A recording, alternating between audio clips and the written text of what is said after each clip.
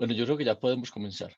Entonces, bienvenidos a todos. Ante todo, pues qué pena que no hemos podido seguir con los horarios, pero el sábado pasado y este sábado y el antepasado tuvimos con una dificultad de que estaba viajando y el sábado pasado estuve también en las exequias de un sacerdote que es un sacerdote español que trabajó muchos años aquí en Colombia, trabajó más de 40 años y era el director, digamos así, el responsable, decimos nosotros, del camino neocatecumenal en Colombia. Estuvo muchos años, como 50 años como evangelizador y se enfermó de COVID y murió. Entonces estábamos haciendo una Eucaristía por él. eh, y bueno, siempre hubo también otras actividades y bueno, no pude el sábado, me fue imposible hacer la reunión que la empezaba a hacer más tarde, entonces la pasamos para hoy. Bueno, para los que no la pueden ver, no la pueden ver hoy, pues la vamos a dejar grabando para que la puedan seguir. Muy bien. Entonces, como dice San Pablo, hagamos todo en el nombre del Señor. Entonces vamos a comenzar en el nombre del Padre, del Hijo y del Espíritu Santo. Amén. Te damos gracias, Señor, por este día, por la vida que nos das. Te damos gracias, Señor, porque eres bueno con nosotros, porque siempre estás presente en nuestras vidas, queriendo darnos una palabra que nos ilumine, que nos ayude. Te pedimos, Señor, que nos mandes tu Espíritu Santo para que sea Él el que guíe este curso, que sea más que un curso, un encuentro con tu Hijo Jesucristo a través de su palabra. Te lo pedimos por Cristo nuestro Señor. Amén. Muy bien. Entonces, eh, hemos venido hablando de las figuras bíblicas, hablamos de Abraham, de Isaac, de Jacob, ¿cierto? Y hoy vamos a hablar eh, Abraham, Isaac, ¿no? Y hoy vamos a hablar de Jacob, que es un personaje muy interesante, ¿no? La última vez que hablamos, em, o hablamos la última vez que hicimos la conferencia, hace 8 días, fue sobre Isaac, ¿cierto? Que la hicimos el domingo, ¿cierto? Y ya hace 9 días, 10 días. Y hoy vamos a hablar de Jacob, ¿no? Entonces es muy interesante esta figura de Jacob porque fíjense que Jacob, eh, digamos así, viene a ser uno de los personajes principales de toda la historia de la salvación. Tanto es así que Jacob va a ser el que le va a dar el nombre al pueblo de Israel. Jacob, Dios a cierto punto le va a cambiar el nombre por Israel. Y a partir de ahí es que Israel se va a llamar así. Y vamos a entender por qué. Pero entonces una de las cosas más importantes es entender un poco cómo se da el nacimiento de Jacob. Porque Dios, en ese sentido, ahí juega mucho un tema que para nosotros no le damos tanta, no entendemos la profundidad que tiene, que es el tema de la esterilidad. Miren, la esterilidad en Israel era muy, muy delicada. Era una cosa era como una maldición. Ya lo veíamos con Abraham. Abraham, un hombre idólatra, eh, pero su problema no era moral, no era que no fuera una persona degenerada, no, era una persona que estaba en búsqueda de algo. ¿Y por qué le faltaba? ¿Qué era lo que físicamente le faltaba? Porque él tenía dinero, etcétera, pero ¿qué le faltaba? Le faltaba un hijo.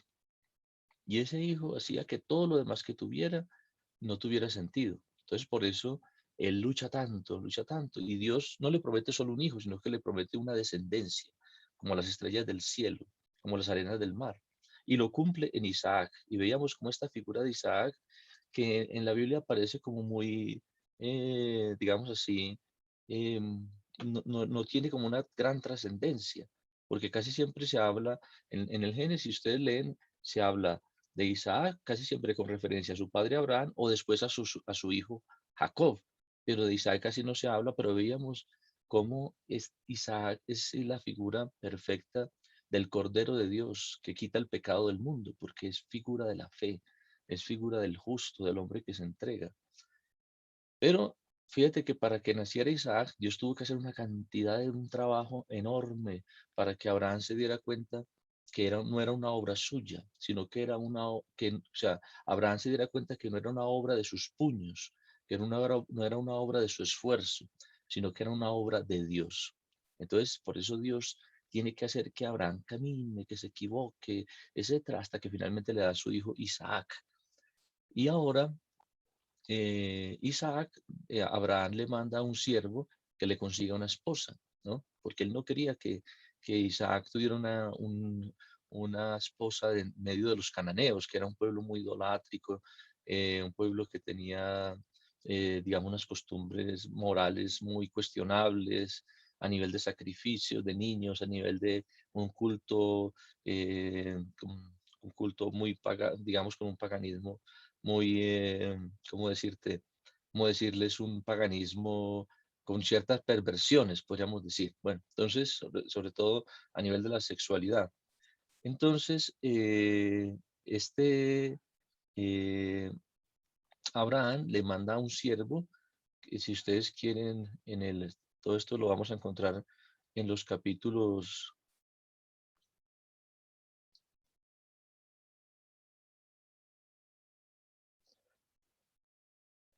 en el capítulo 24, ¿no?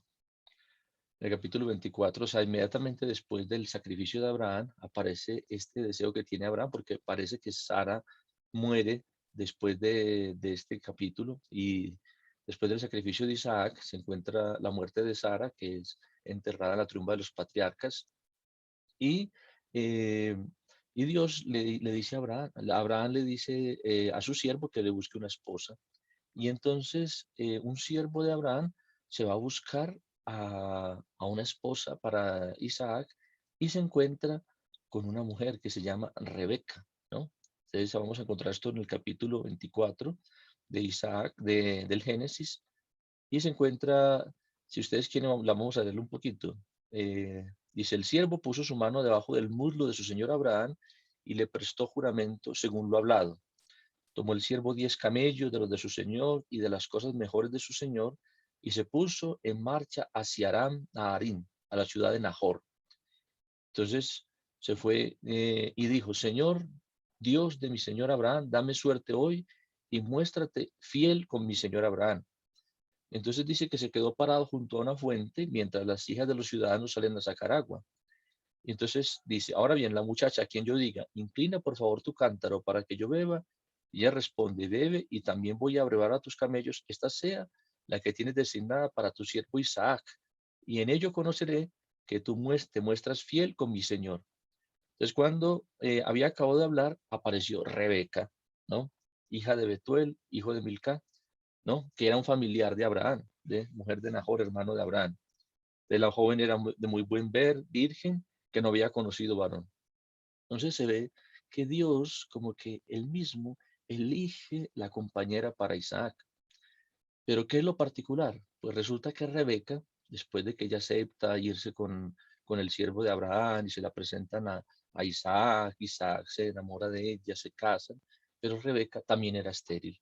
Entonces Dios tiene que hacer de nuevo el milagro de darle la vida, de dar la vida a Isaac para que tenga sus hijos. Entonces Rebeca se casa con Abraham, encontramos en el capítulo 20, con Isaac, perdón, el capítulo 24, y ya, vamos a ver aquí, el capítulo 25, muere Abraham y empieza la historia de Isaac y de Jacob, ¿no? Entonces, en el capítulo 25 encontramos la historia, qué sucede con Jacob.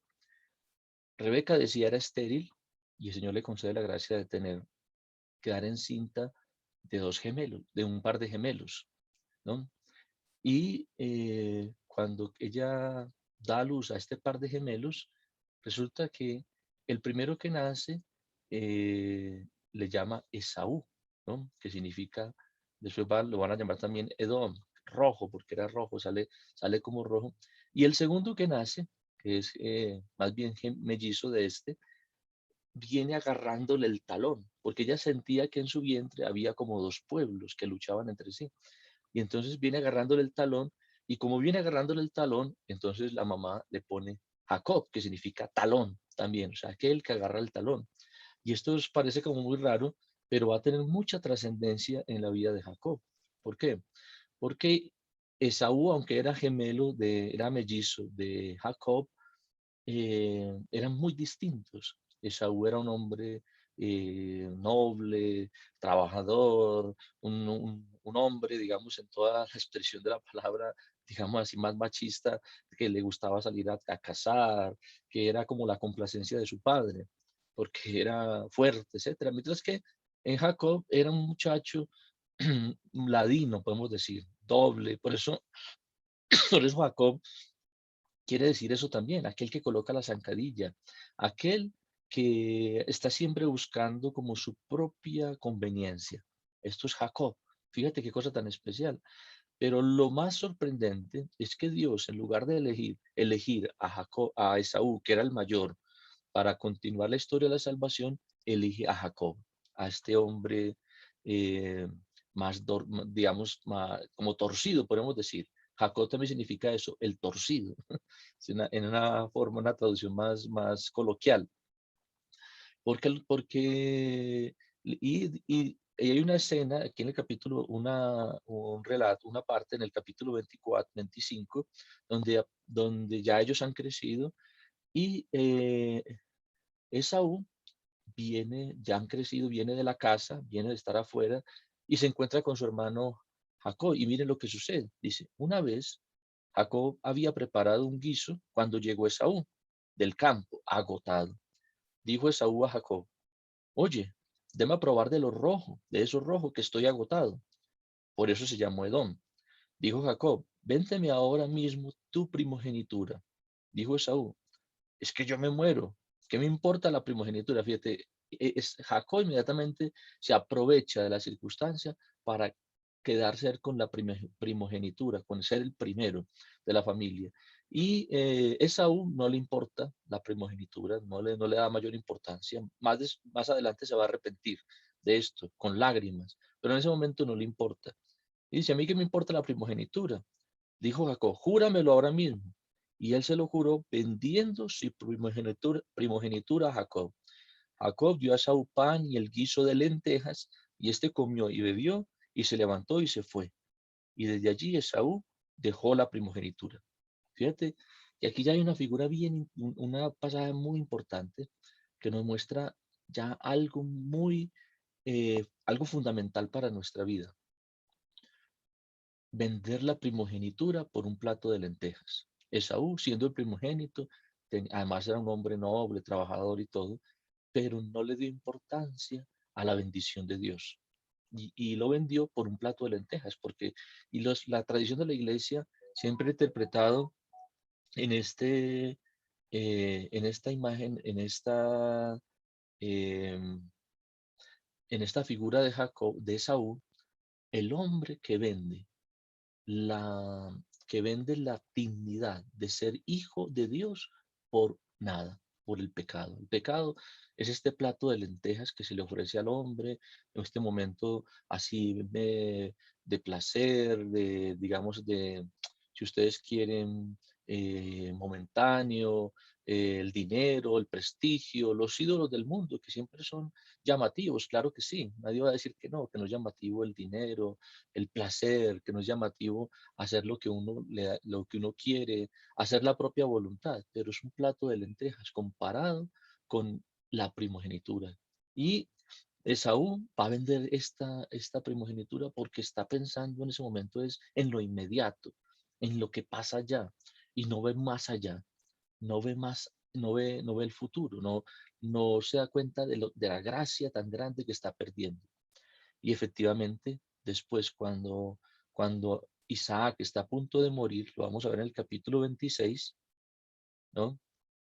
Eh, 26 y 20, mejor en el 27, porque en el 26 se cuenta un poquito la historia de Isaac, así para darle como algo de valor. En el capítulo 27 del Génesis, vamos a ver cómo Isaac, que va a bendecir a sus hijos, ahí, en ese momento, él quiere bendecir a Esaú, porque es el primogénito, y además, como les digo, era aquel que él le apreciaba más. Pero ¿qué sucede?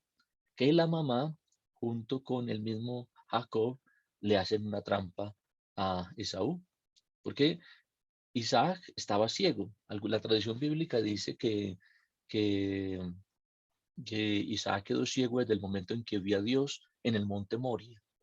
Pero no se sabe exactamente, lo cierto es que estaba ciego prácticamente, no veía nada. Entonces llama a su hijo Esaú, dice, ve y prepárame precisamente un guiso, busca un animal y me haces un guiso para que yo te dé la bendición. Esaú se va y la mamá, Rebeca, que escucha esto y que tenía como una preferencia por Jacob, entonces le llama a Jacob, le dice, vamos a hacer lo siguiente, yo le voy a preparar el guiso a tu padre, se lo vas a llevar. Y entonces Jacob dice, pero no, mi hermano es velludo, tiene muchos vellos en los brazos. ¿Cómo voy a engañar yo a mi padre? Él va a querer tocarme para asegurarse de que no soy, de que no lo estoy engañando. Y en vez de bendecirme, me va a maldecir. Dice, no, no te preocupes. Y se colocó una piel de cordero, ¿no? En los brazos, velludo, para que si su padre lo tocaba, no pensara que era Jacob, sino Esaú. Entonces, efectivamente, hacen la trampa completa, llega ya con el guiso, le dice, padre, aquí te traigo el guiso. Y Isaac le dice, acércate para que te toque. Y le toca las manos y dice, mira, eres velludo como Esaú. Aunque oía la voz de Jacob, no, ahora me doy cuenta que eres tú porque eres velludo. Y entonces le recibió el guiso y le hizo la bendición. Cuando Esaú llegó y vio esa escena, se dio cuenta que había perdido la bendición, la primogenitura, entonces Esaú se llenó de ira. Pero es muy interesante esto del cubrimiento con el cordero, porque ahí ya hay una figura de lo que hace Cristo con nosotros, porque Jacob no deja de ser este hombre que busca siempre su conveniencia, que engaña, pero lo cubre con una piel de cordero que lo hace ver justo delante de su padre. ¿No? Lo hace ver como digno de la bendición, que es exactamente lo que Dios hace con nosotros a través de Cristo. Cristo es este cordero, este hombre, por eso dice el Evangelio, eche homo, que nos cubre y cubre nuestras debilidades. Por eso San Pablo va a decir, ahí encontramos un paralelo en San Pablo cuando dice, revestidos de Cristo, ¿no? Porque no, y en el bautismo tenemos esa imagen del hombre que se viste de una vestidura blanca, del cristiano que después del bautismo se vestía con una vestidura blanca, porque es esa vestidura de Cristo lo que nos hace justos, no somos nosotros, no son nuestras capacidades, nuestras ideas, nuestra santidad, sino que es Cristo el que nos cubre con su fuerza. Y ahí tenemos una figura en este pasaje, en este capítulo 27 del Génesis.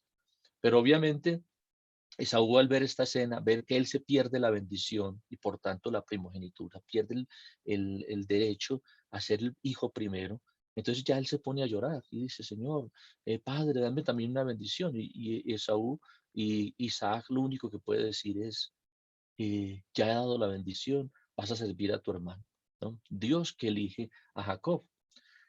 Cuando muere Isaac, ¿no? Esaú jura matar a su hermano. Fíjate qué cosa tan tremenda, ya como en la historia de la salvación se va viendo todas estas debilidades de los hombres, esterilidad, engaño, etcétera, ira, de parte y parte. Bueno, entonces Esaú tiene que escapar. Además, la mamá dice ella, no puedo perder mis dos hijos en un solo día. Un hijo porque se va a convertir en un asesino del otro hijo y el otro pues muerto. Entonces le ayuda a Jacob para que escape y se vaya de su hermano y se va a otro lugar. Se va a las tierras de Labán, que es un arameo, y allí hace su vida escapando de su hermano Esaú, ¿no? Entonces, todo esto ojalá lo lean ustedes con calma porque van a ver que les va a ayudar mucho. De Génesis 27, Génesis 28 se habla del casamiento de Esaú, de cómo Dios eligió a Jacob, ¿no? Y finalmente, Jacob llega a casa de Labán, dice aquí el país de los orientales, ¿no? Así lo traduce la Biblia de Jerusalén. Llega a casa de Labán y allí él se quiere establecer y quiere casarse se enamora de una mujer, Jacob, que se llamaba Raquel, Raquel que significa la oveja, y entonces el padre de Raquel también engaña a Jacob, y en vez de que se casase con esta chica que él le gustaba, lo hizo casar con la mayor. Cuando como se casaban con un velo, cuando él llegó a la hora del matrimonio, se dio cuenta que era Lía. Entonces él le dijo, me engañaste. Dice, no, no, después te voy a entregar también a mi otra hija, porque él quería que se quedara con él para que trabajara con él en la casa. Bueno, pero Jacob se ve que era muy astuto y se ve que también Dios lo bendecía, entonces empezó a hacerse muy rico al lado de Labán, porque ellos empezaron a negociar así, bueno, todos los corderos que nazcan con una pinta de este color van a ser míos y los tuyos van a ser todos los demás. Y todos los corderos empezaban a hacer con una pinta de color. Entonces ya Labán le cambiaba la torta y decía, no, ahora todos los que nazcan negritos, esos van a ser los tuyos. Bueno, así varias veces hasta que prácticamente Jacob empezó a llenarse, digamos, de riqueza y a apoderarse de de todas las posesiones de Labán. Finalmente, entonces llegó el momento de casarse con Raquel y entonces se casó con las dos hermanas y obviamente esas hermanas tenían también unas sirvientas. Y en esta época que existía la poligamia, que era una cosa pues que Dios fue revelando después que no era lo correcto, pero que en este momento todavía Dios se fue revelando paulatinamente. Todavía había muchas cosas que no estaban claras en la fe y en la tradición bíblica. Entonces, Jacob tenía relaciones con su esposa y tenía derecho, podríamos decir, a tener relaciones con las siervas, con las esclavas, y tuvo hijos con cuatro mujeres, es decir, tuvo hijos con Lía, que era la mayor, con la esclava de Lía, y tuvo hijos también con Raquel y con la esclava de Raquel. Solamente que hubo un detalle muy especial, que Raquel era también estéril. Eso lo vamos a entender mejor con, cuando hablemos de José la próxima vez, que va a ser muy interesante. Pero entonces tiene hijos con todas estas mujeres, con las cuatro mujeres, y finalmente Labán se siente como que está siendo estafado, etcétera, y Jacob, que se da cuenta que ya desde que su suegro no lo ve con buenos ojos, decide escapar. Pero entonces fíjate qué figura tan especial la de Jacob, ¿no? Qué situación tan particular. Está a toda hora, digamos, buscando su propio beneficio, a toda hora está, digamos, haciendo trampa, entre comillas, y Dios lo permite. Dios permite que este hombre quiera buscar su vida, pero siempre termina huyendo, termina escapando. ¿Por qué? Porque las cosas no le salen como él quiere, porque no es, termina engañando a los demás se sienten ofendidos y al final que se queda sin nada. Y entonces ahora tiene que escapar de su suegro, ¿no? ¿Y dónde va? Pues lo único que le queda es regresar a su casa, no tiene más dónde ir. Entonces, ¿qué hace? Dice, pero si mi hermano me quiere matar, es una cosa muy interesante. Cuando llega él estaba en lo que se llama Aram, ¿cierto? Que vendría a ser como lo que es hoy en día Transjordania o Jordania, y va a pasar otra vez a Canaán. Y tiene que pasar por el medio del río Jordán. Y allí hay un torrente que alimenta el río Jordán que se llama Yabok, ¿no? Que todavía existe hoy. Torrente es como una base, digamos así, un lecho de un río que solamente se llena en época de invierno, pero cuando en época de invierno es un verdadero río. En época en que no es invierno es un lecho solamente y se llama Yabok. Bueno, entonces cuando iba a pasar por allí, por el torrente Yabok, él allí tiene una experiencia muy profunda. ¿Y cuál es la experiencia? Que él ya había tenido un encuentro con Dios, ¿no? En ese camino hacia la de su suegro, y él siente de Dios una cosa, y dice, tengo que prepararme para encontrarme con mi hermano. Entonces, ¿qué hace? Hace pasar todas sus cosas antes de pasar él.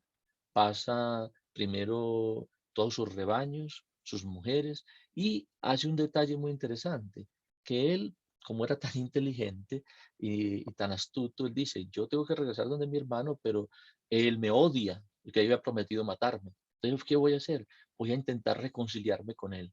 Voy a mandarle regalos. Él le mandó rebaños, etcétera. Después le mandó las mujeres con los niños y cada vez que lo veía, le encargó a los siervos que dijeran, si ustedes los ve, eh, mi hermano Esaú, díganle, nosotros somos siervos de tu hermano Jacob y venimos con regalos para ti. Y estas son sus esposas y estos son sus niños. Les mandó la esposa, los niños, les mandó regalos, todo con el objetivo de decir, a ver si me lo gano y por lo menos me deja vivir, me deja en paz, así me quite las cosas, pero respetará la vida de los niños. Se pensaba sabiendo que Esaú era un hombre pues noble, ¿cierto? Que no iba a matar a niños inocentes. Bueno, pues cuando ya había pasado todas las cosas, Jacob se quedó solo. Y en esa noche, vamos a ver aquí en el capítulo en el capítulo 29 del Génesis, el capítulo 30, perdón. 30 es la esterilidad de Rebeca, el 31 la fuga de Jacob, y en el 32 está esto que le estoy diciendo en el capítulo, el versículo 23, si lo quieren leer, hay una experiencia muy profunda de Jacob, y esto es lo más importante de toda la historia de Jacob. Dice aquí que aquella noche se levantó Jacob, tomó a sus 2 mujeres y a sus 12 hijos y cruzó el vado de Jaboc, y él se quedó solo. Y cuando estaba allí, en esa soledad, donde ya no tenía nada, allí tuvo un encuentro con un hombre, ¿no? Estuvo luchando con un hombre toda la noche, luchando con él. Y él a cierto punto se dio cuenta que ese hombre era el ángel de Dios, era Dios mismo que estaba luchando con él. Y Jacob como que estaba en esta combate con Dios mismo, ¿no? ¿Y qué sucede contra Dios? ¿Y qué sucede? Que este ángel, viendo que Jacob era resistente, que no se dejaba, lo golpea en la cadera. Y el fémur de Jacob se dislocó, se quedó el fémur.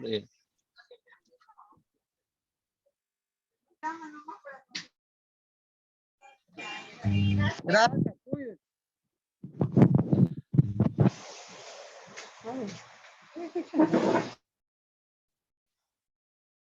Bueno, entonces fíjense qué interesante esto. Así no se puede escuchar. No escucho.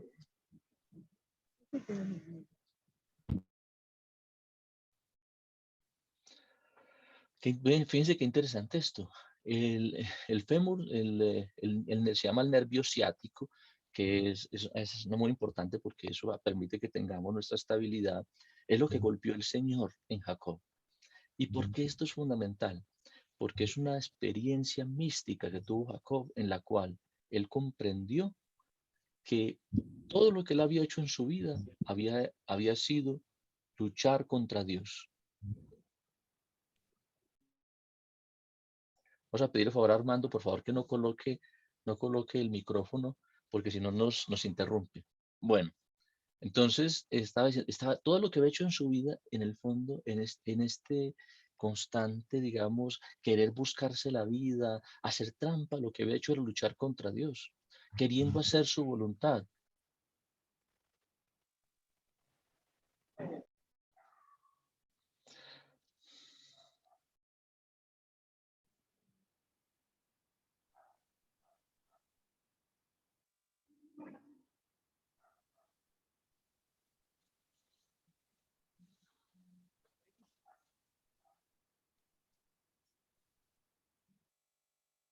Marita, tira Marita y tú. Bueno, entonces estaba diciendo que Abraham, que Jacob toda su vida lo que quiso fue hacer su voluntad y por eso buscaba de una manera, de otra, hacerse la vida. Y en el fondo lo que estaba haciendo era luchar con Dios. Por eso Dios lo tuvo que golpear allí, donde él no podía tener más equilibrio. Y eso es una palabra de discernimiento muy importante para la vida de todo hombre. Mire, todos en el fondo somos este Jacob que hemos en la vida querido buscar nuestra propia voluntad. Y aunque pues, tengamos una relación con Dios y de alguna manera Dios se nos haya aparecido y Dios permite eso muchas veces, que Dios nos haya ayudado de muchas maneras, pero en el fondo hay un momento, tiene que haber un momento en el cual nosotros nos damos cuenta de que no podemos seguir apoyándonos en nuestras propias fuerzas, en la inteligencia, en lo que pensamos, sino que tenemos que apoyarnos en Dios. Y esta es la experiencia que tiene Jacob. Entonces, vamos a ver.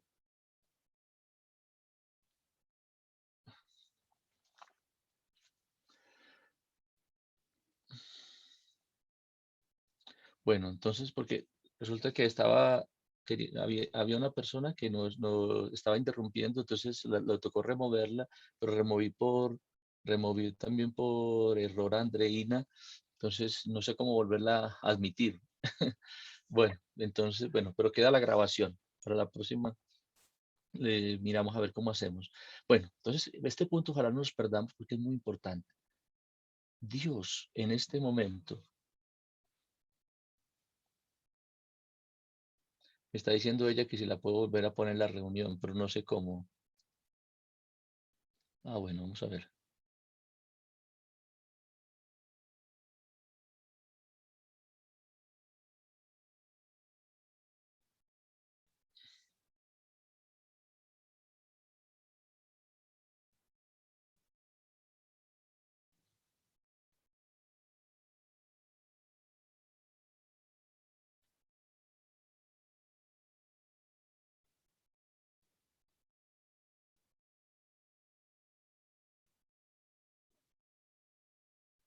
Bueno, vamos a ver si pudo entrar.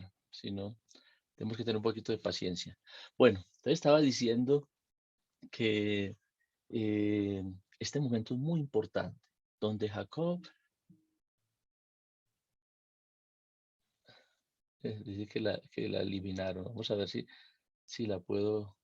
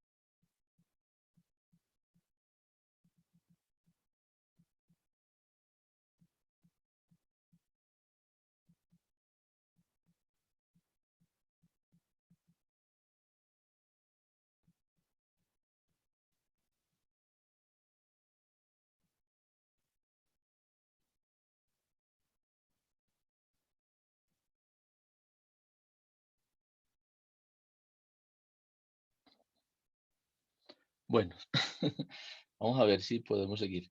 Ojalá que no nos perdamos porque es muy importante esta es la parte central de lo que vamos a decir hoy.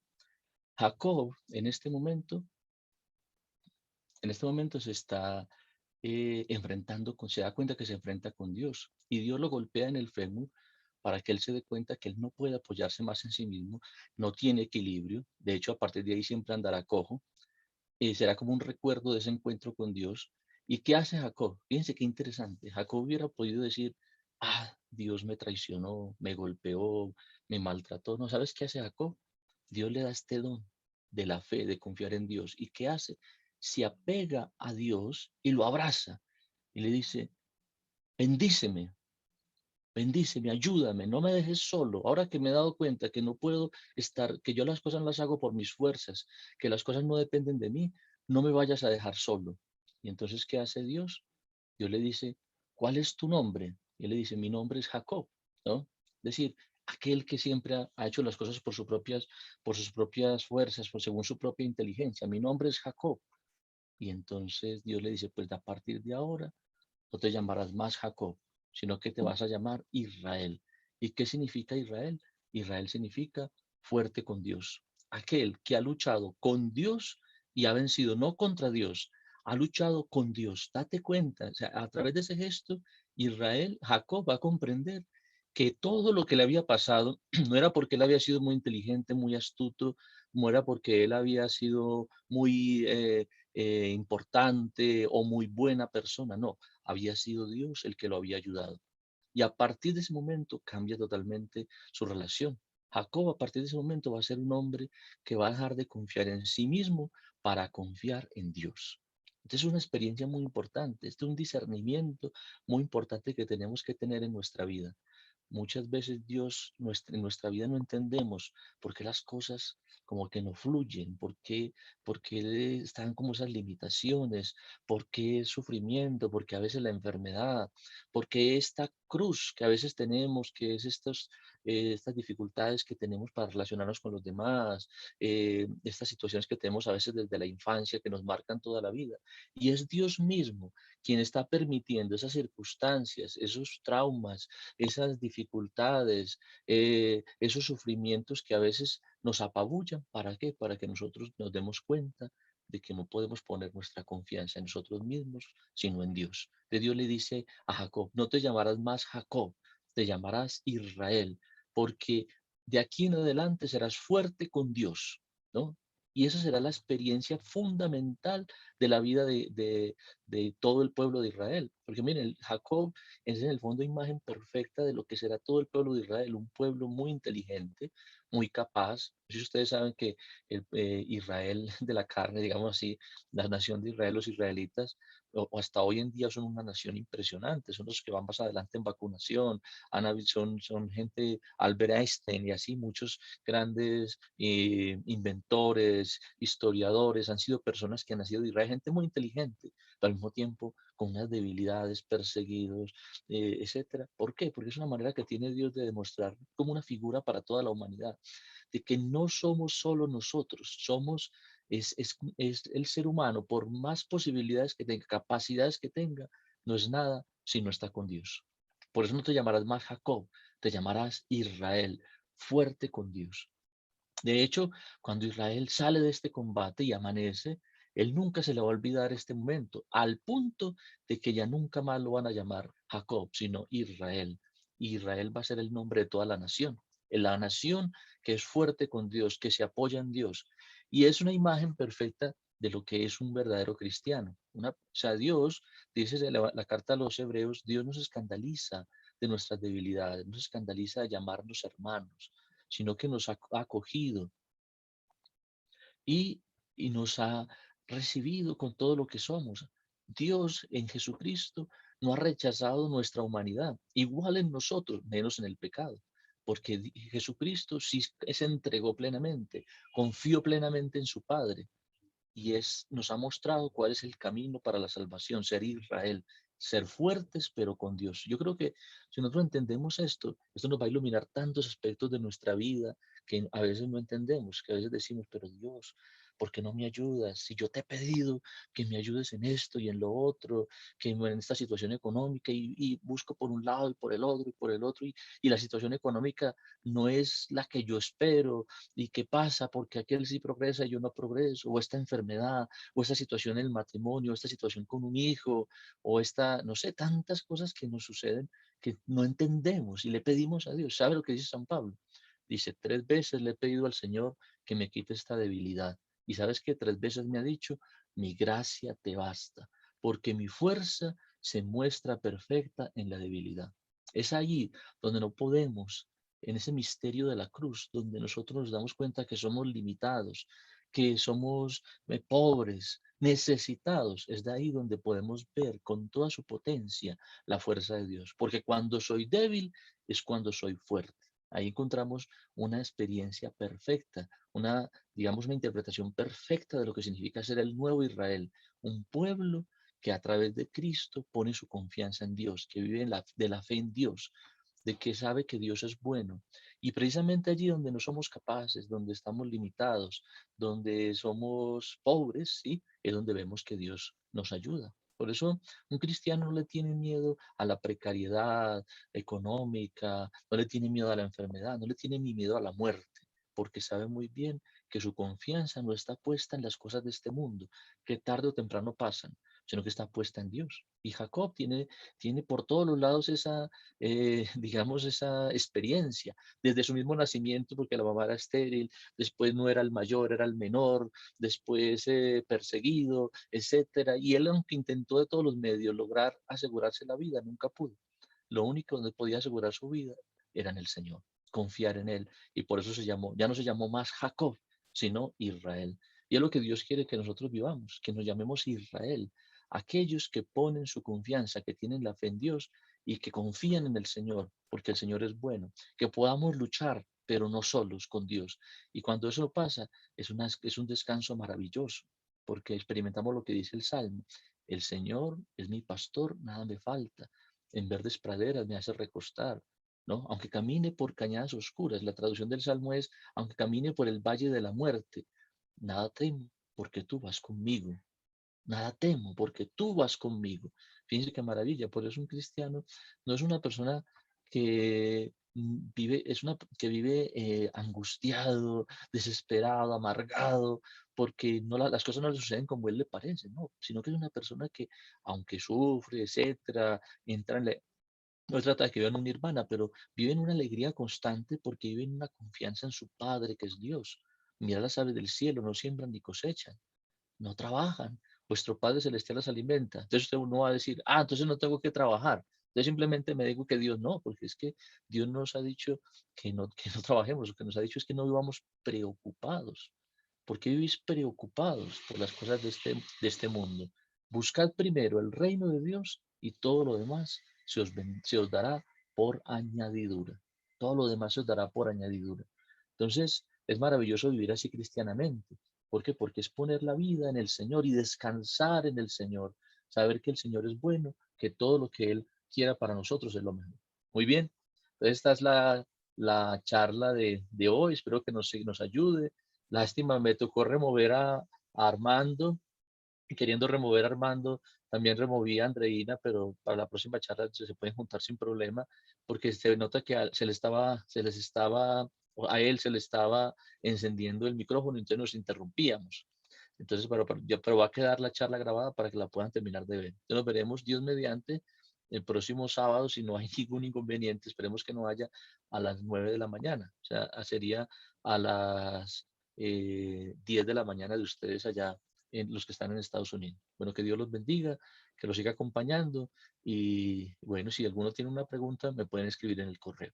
Muy bien, que Dios los bendiga. Padre, una bendición. Señor, el Señor esté con ustedes y con tu espíritu, y la bendición de Dios Todopoderoso, Padre, Hijo y Espíritu Santo, descienda sobre ustedes y permanezca para siempre. Amén. Que Dios los bendiga. Hasta luego. Dios lo bendiga, Padre.